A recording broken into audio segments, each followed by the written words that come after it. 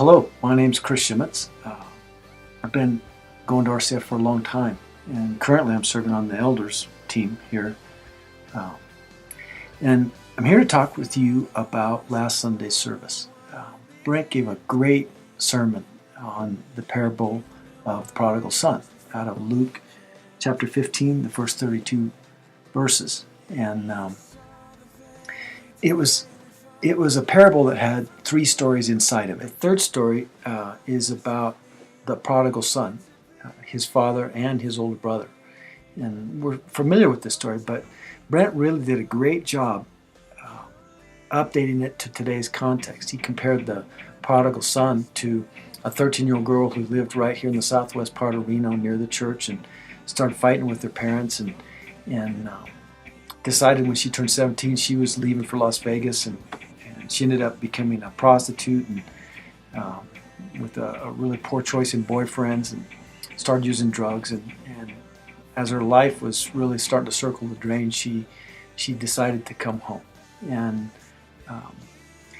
when he elaborated on that to a point where you really started feeling like you understood the context of this story. And then he developed the three characters. He fully highlighted the heart of the father, who was continually watching for his son. And to me, that's so encouraging, that part of the story. I love that part where the father, you could see that his mind was on his missing son. You could see that every day he spent time and energy out there looking for him, watching him. It seems like sometimes we could find ourselves quietly wishing that God would give them what they deserve. And to me, it's just really clear after listening to this excellent sermon that the older brother's reaction is the best tool that Satan really has to reduce or eliminate our desire to evangelize people who are currently in the prodigal mindset. Think about what the story would look like if the younger brother had run into his older brother instead of the father. You'd probably figure out that he would have received judgment and condemnation, probably scorn and rejection from the older brother.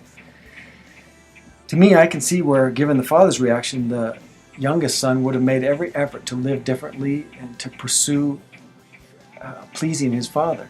And yet, if he would have met the older brother first, it could have easily become a life lost, an opportunity lost for repentance and restoration to that family. His repentant heart would have been trampled on, and a full and godly life lost to the younger brother. At the end of the time together, Brent took his whole congregation outside, and we stood out in the parking lot shivering and looked at the city of Reno. He challenged us to get rid of any part of the older brother's attitude and fully adopt the father's thinking for ourselves. To me, this means reaching out to folks that I might find offensive or different because of their lifestyle or attitude. To me, it means seeing people through different eyes and recognizing them like God sees them, and not so much as I end up seeing them. To me, this story is one of the best illustrations of the heart of God. It fully delineates our role in how we play in advancing God's kingdom with people. This week, to me, I think the challenge for you, the challenge for me, is to start thinking like the father did in that story and stop thinking at all like the older brother did. To me, that gets the result that I think Jesus was aiming for in that parable. Thanks very much for listening and joining us in Beyond the Blue.